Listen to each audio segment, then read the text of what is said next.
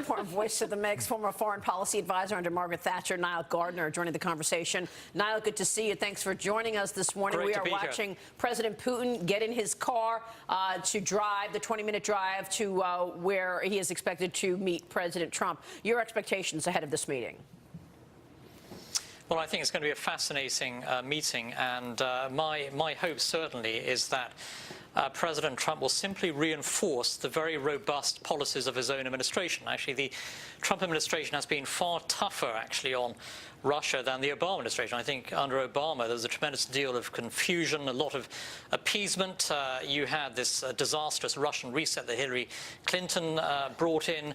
There's much more clarity, actually, under the Trump administration, and this is one of the most important aspects here. The Trump White House has been very, very tough on Russia, and so my hope is that President Trump will continue this toughness, that he will send a message of strength and resolve any kind of weakness or concession is going to work tremendously to the benefit of Vladimir Putin, a very experienced operator on the world stage.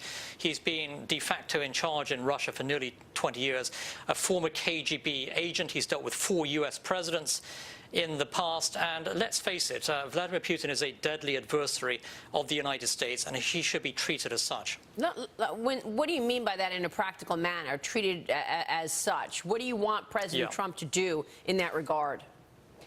Yeah, I think it's very important that President Trump sends a clear message to Vladimir Putin that Putin's actions in Ukraine, his occupation of Crimea, his continuing occupation of a big chunk of Georgia, this is absolutely unacceptable.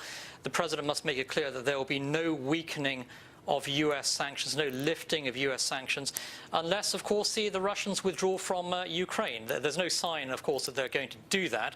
Also, I believe that President Trump must make it clear that the United States is committed as well to ensuring that Iran and Moscow do not increase their influence in Syria. There's a good reason why US forces are still on the ground in Syria, not only to fight ISIS, but also, of course, to ward off especially Iranian influence. And the Russians, of course, are heavily supporting the Iranians at this time. So the message should be to Moscow, back off in Syria as well. The Russian-Iranian alliance is absolutely detrimental to the Middle East, and the US has to approach Moscow with real resolve here. And just a few months ago, of course, US forces engaged with Russian mercenaries who are acting on the orders of the Kremlin.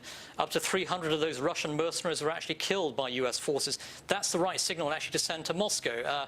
Putin didn't have much of a response to that. He understands only one message, and that is real strength and determination.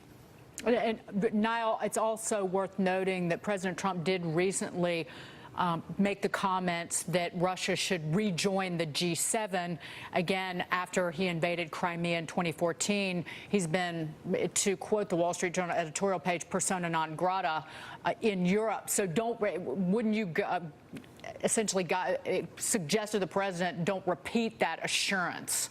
Yeah, absolutely. I think that the idea that Russia could be brought back into the G7 is completely unrealistic. It's opposed by all of the other members of the G7. In fact, that, of course, would be the G8 if the Russians came back in. But I think that would be a very, very bad idea, even to suggest at this meeting the Russians, can come back in under the current circumstances. There's a lot of things the Russians need to do in order to return to what was originally the G8. But the fact that Niall, I just want to ask you, we have new information this morning in the UK. Yes. Another Conservative has resigned over Prime Minister Theresa May's Brexit plan. Scott Mann now quitting as a parliamentary private secretary. He says he's not prepared to accept what he's calling a watered-down Brexit. What are the implications here? Well, good for him. You've seen a whole wave of resignations, not only from 2 of the biggest cabinet ministers, Boris Johnson, David Davis, but also a whole host of more junior ministers, parliamentary private secretaries.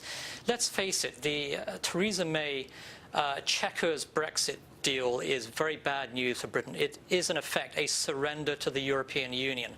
And there is a rebellion brewing in the Conservative Party right now against this deal, and momentum is tremendously building against the Prime Minister over this. The British people voted for Britain to be completely free of the shackles of the European Union. That's not what Theresa May has been offering with this proposal, and she is facing a real fight back against real conservatives inside the Conservative Party who are standing up for British sovereignty and self-determination. You're going to see a lot more resignations this week. All right, we'll be watching that. Nile, good to see you. Thanks very much for weighing in this morning. Nile Gardiner there. Coming up, our special coverage of the president's meeting with